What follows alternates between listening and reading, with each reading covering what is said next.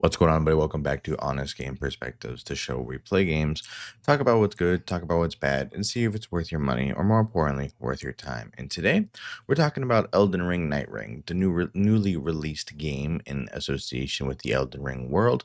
And I have some interesting, unique things to say about it, a couple of controversial things, I would imagine, and my overall opinion. So let's get right into it. Nothing about Nightreign feels new. Sure, the gameplay is tight, the combat is satisfying, and the visuals deliver, but that doesn't really feel like a new game. This was marketed and always talked about as it's something of its own. It's a new game set in the world of Elden Ring, but it really just kind of feels more like a DLC, or a DLC is not even the right. It feels more like a mod. It really does just feel like a mod that was created in the Elden Ring world. Gameplay loop is fine. You explore, you fight, you repeat. That's pretty much all it is in this game. And like I said in my last video, that this is all the fun without the story. The boss fights are cool, but what made me and so many other gamers really fall in love with this series and enjoy their time playing it wasn't just the bosses. It was the buildup, the mystery, the journey through the world that made each encounter feel earned. Nightring feels like you're just being shuffled between fights rather than living in the world. And I know that's what the game was marketed as well, but I thought there was going to be a little bit more to it. Now I'm seeing some people talk about the bosses in the game and seeing how they're going to be a letdown. I think there's something over 200 bosses if you count mini bosses and final bosses throughout this game. So bosses are here and they're ready to fight you. But here's the thing that really confuses me. As far as I can tell, now I'm sure this will increase as time goes on, but at release, there are only two bosses from each Dark Souls game in Nightreign. That's it. Yeah, that's cool on paper, but like we have hundreds of iconic bosses throughout the entire series, and two from each just feels really underwhelming. If it's something that they wanted to add more time to, then that would have been fine. But they could have been a collaboration of everything from software built into this game. Instead, it just kind of feels like we're fighting Elden Ring bosses with what's no doubtably going to just look like a different boss for so many people.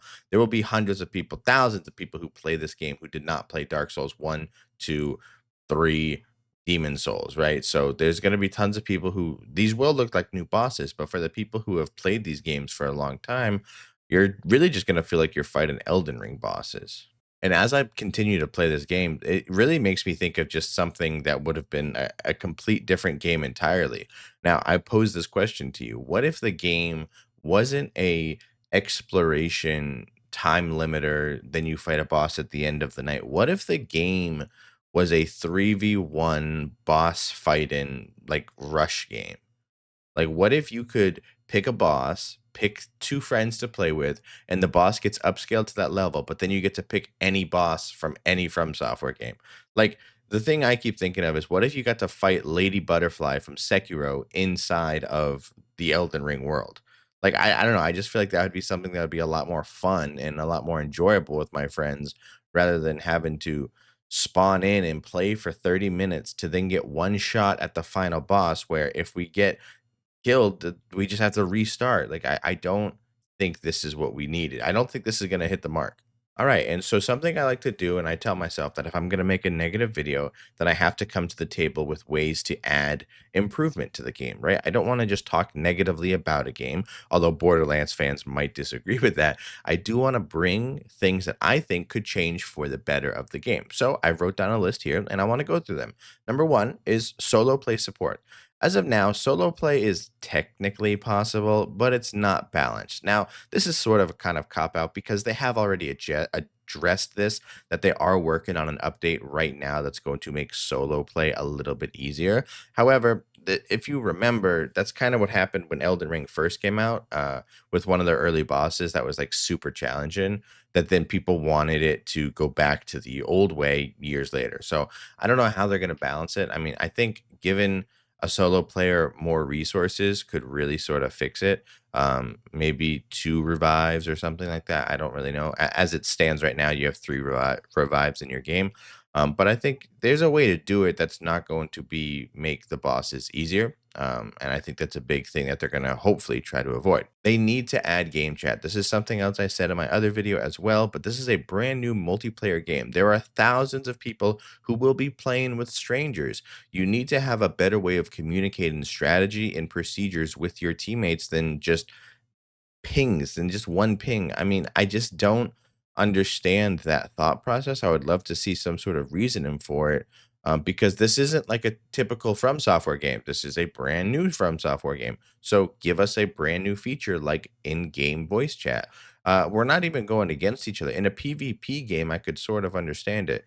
But in a PvE, I just feel like it's something that is really in 2025, it's taken away from the experience of people who want to play this game with other people, but maybe don't have the friends for a Discord call. And lastly, they're going to have to add more and better bosses. The future of this game really does depend on the content. Bigger and better bosses will keep people playing. But here's the catch. If all they do is add huge monsters over time, I really feel like the game is going to start to turn more into Elden Ring Monster Hunter than it is Dark Souls. And I think that's something that I don't really see a lot of people making the connection with yet, is that this is sort of just like Monster Hunter in the Elden Ring world, where you drop in, you only have a couple of minutes, you loot, you scoot, you fight, you either die and move on, or you either die and restart, or you kill and move on. And I think that is going to get really, really stale if they don't add some of these things that I've mentioned in this video. So here's where I stand. Elden Ring Nightreign is a good game, but it's not what I hoped for. It feels like a glorified expansion disguised as a new title. The gameplay is solid, but familiar. The bosses are cool, but limited. And the innovation, it's just not there. I'll still keep playing, but for me, this isn't the next big step in the Souls series. It's more of a side mission, which I think is what they were going for. But still, when we've come to expect nothing but perfection from this studio and these developers, I feel like waited an extra year or two for a different game to have been dropped, where this could have just been a mod that the community was able to work on, or heck, you guys could have even dropped it as a mod of your own. Labeling it as the next game in the From Software's long, long line of perfection is sad to see that it missed. But I'd love to know what your guys' thoughts are. Let's keep the conversation going down in the comments, and I am excited to see what your thoughts are on Elden Ring Nightreign.